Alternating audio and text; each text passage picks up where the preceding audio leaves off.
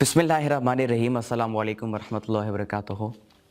आज हम बात करेंगे पर्सनालिटी डेवलपमेंट के ऊपर, कैरेक्टर डेवलपमेंट के ऊपर कि किस तरीके से अपनी शख्सियत साजी की जाए या किस तरीके से अपनी किरदार साजी की जाए या अपनी जो शख्सियत है उसको बेहतरी की तरफ ले जाया जाए, इम्प्रूवमेंट की तरफ ले जाया जाए।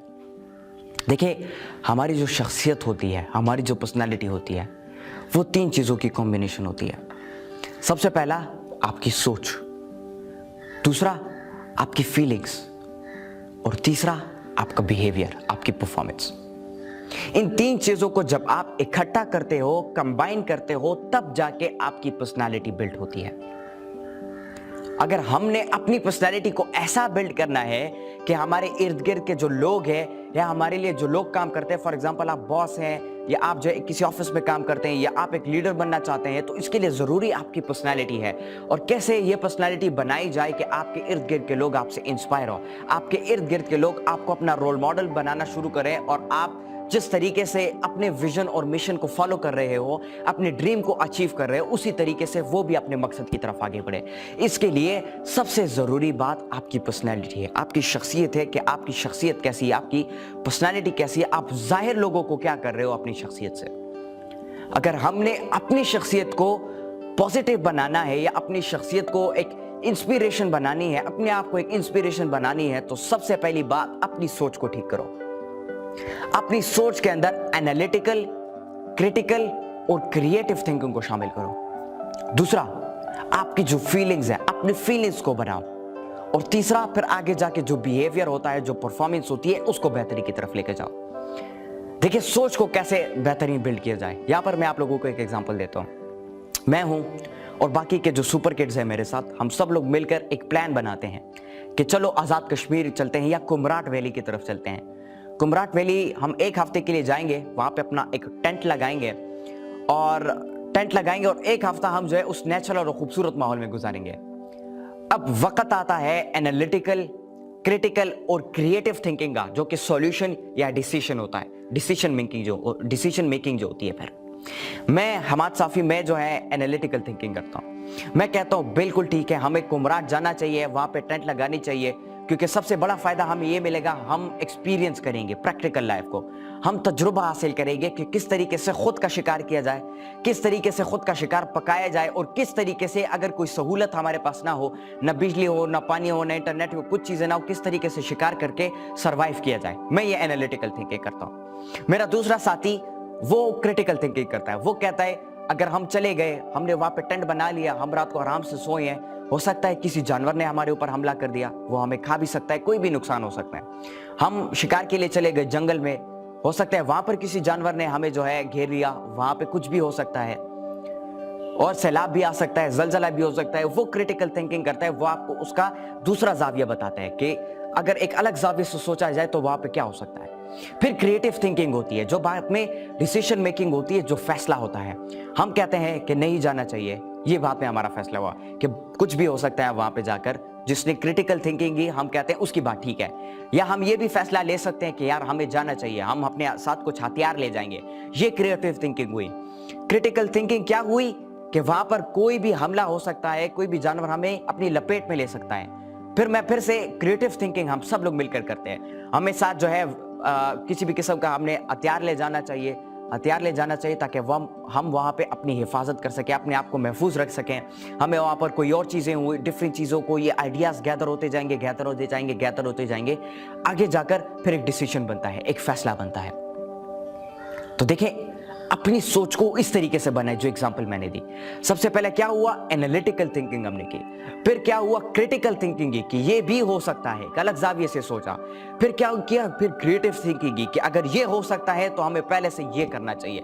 This is called creative thinking, this is called analytical and critical thinking, कि जिसमें आप पहले से अपने आप को रेडी करते हो। फॉर एग्जाम्पल, मैंने आगे जाके एक लीडर बनना है, मैं अभी से सोचता हूं कि मैं एक लीडर बनूंगा, मैं अपनी कौम को लीड करूंगा, मैं एक इंस्पिरेशन बनूंगा अपनी कौम के लिए। अच्छा, ये वो क्रिटिकल थिंकिंग। मैंने क्रिटिकल थिंकिंग क्या हुई, फॉर एग्जाम्पल मेरे साथ कुछ भी हो सकता है, मैं हार भी मान सकता हूँ, मैं चैलेंजेस से डर भी सकता हूँ, मैं प्रॉब्लम्स को सॉल्व भी नहीं कर पाता, मैं शायद अकेला रह जाऊँ, मेरे पास वसाइल कम हो जाए। ये क्रिटिकल थिंकिंग हुई, दूसरे जाविये से मैंने सोचा। फिर मैं क्रिएटिव थिंकिंग करता हूँ कि मैंने हार नहीं माननी, बल्कि मैंने कॉन्फिडेंस को बिल्ड करना है, मैंने जो है खूब मेहनत करनी है, मैंने दिन रात एक करके अपने मकसद के लिए काम करना है और अपने मकसद पर फोकस करना है, और इंशाल्लाह मैं अपने मकसद को अचीव कर पाऊंगा। ये क्रिएटिव थिंकिंग हुई कि आप क्रिटिकली एनालिटिकली सोच के एक ऐसी सोच बनाते हो कि जिससे आप पहले से अपने आप को रेडी करते हो। अच्छा, ये आपकी सोच हुई। सोच की बुनियाद किस चीज पर रखनी है? एनालिटिकल पॉजिटिव थिंकिंग, क्रिटिकल दूसरे जाविये से नेगेटिव थिंकिंग, ये भी हो सकता है। फिर क्रिएटिव थिंकिंग कि अपने आप की हिफाजत या अपने आप को पहले से बेदार किया जाए। अच्छा, दूसरा आपकी फीलिंग्स। देखिए, अपनी फीलिंग्स को बेहतर बनाना बहुत ज्यादा जरूरी है, क्योंकि आपकी फीलिंग्स ही मैटर करती है। आपकी फीलिंग्स के अंदर एंगर भी आता है, आपकी फीलिंग्स के अंदर आपकी इमोशंस भी आती है, आपकी फीलिंग्स के अंदर आपकी जो है इंटरेस्ट भी होता है, आपकी फीलिंग्स के अंदर आपकी डिवोशन भी होता है, आपका पैशन भी होता है अपने मकसद की तरफ। देखिए, अपने मकसद से इश्क करना, ये भी एक फीलिंग है, और ये फीलिंग जब बिल्ड होती है आपके अंदर, याद रखें कि आपकी सोच और आपकी जो परफॉर्मेंस पर आगे जाके बिल्ड होती है वो इतनी पॉजिटिव होती है कि आप अपने मकसद तक पहुंचते हो। क्योंकि जब आप अपने काम के साथ, अपने मकसद के साथ इश्क पैदा करते हो, तो आप पैशनेटली दिन रात एक करके अपना जो मकसद है उसके लिए आप काम करते हो। तो इश्क पैदा करो। ये क्या हुआ? ये एक फीलिंग है, ये एक पॉजिटिव फीलिंग है, एक पॉजिटिव जेस्चर है आपका। तो अपनी जो फीलिंग्स है, अपनी फीलिंग्स को बेदार करो, अपनी फीलिंग्स को पॉजिटिव बनाओ, अपने काम के साथ पैशन पैदा करो, अपने काम के साथ इश्क पैदा करो। तीसरी बात, आपकी जो परफॉर्मेंस होती है, आपका जो बिहेवियर होता है, ये एक ऐसा स्टेज है कि जिसके बाद आप अपनी सोच को, अपनी फीलिंग्स को जाहिर करते हो लोगों के सामने।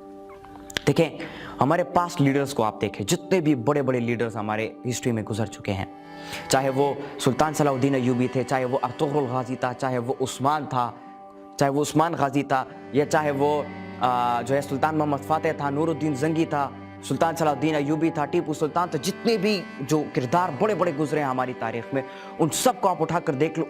उन सब की जो हिस्ट्री जब आप पढ़ोगे, बायोग्राफी पढ़ोगे, आपको उन सब का जो शख्सियत होगा, जो पर्सनैलिटी होगी, वो नजर आएगी कि किस तरीके से उनकी पर्सनालिटी से लोग उनको देखते थे, इंस्पायर होकर वो भी आगे बेहतरी की तरफ बढ़ते थे। अर्तुगरुल गाजी को देखें, उसका किरदार ऐसा था, उसकी शख्सियत ऐसी थी, उसकी पर्सनालिटी ऐसी थी कि उस पर्सनालिटी, उस शख्सियत को देख के तुर्गुत गाजी, तुर्गुत हो गया, बामसे हो गया, दुआन अल्प हो गया, उसके बाद शमसा अल्प हो गया, जितने भी है वो अर्तुगरुल के जो उसका जो किरदार था, पर्सनालिटी से इंस्पायर होकर उसके साथ काम करने लग गए, और आगे जाके खिलाफत उस्मानिया की बुनियाद उन लोगों ने बनाई।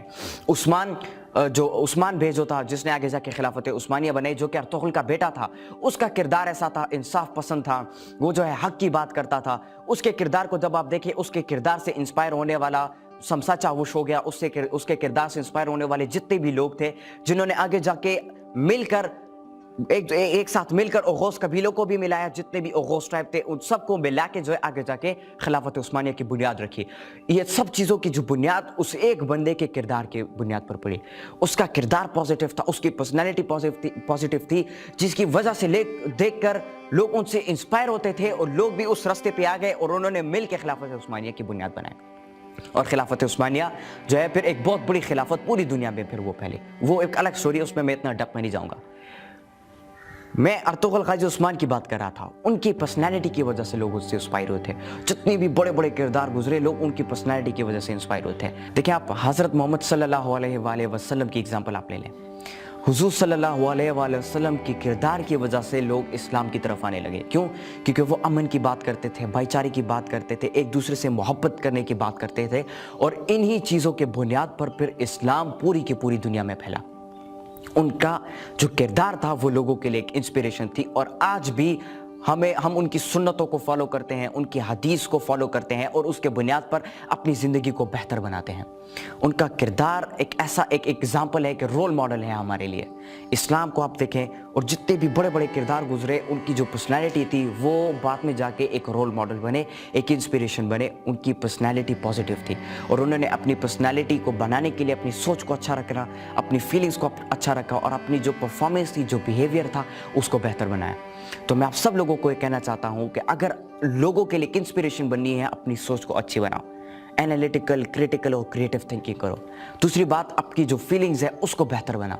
और तीसरी बात, आपकी जो परफॉर्मेंस है, जो बिहेवियर है, इसको बेहतर बना।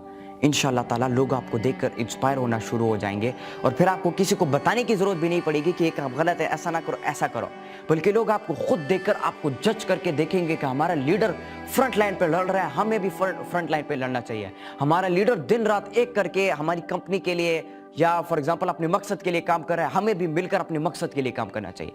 लोग आपसे फिर इंस्पायर होते हैं, फिर लोग आपकी एग्जाम्पल देते हैं, लोग आपको अपना रोल मॉडल बनाते हैं। बहुत बहुत शुक्रिया आप सब लोगों का।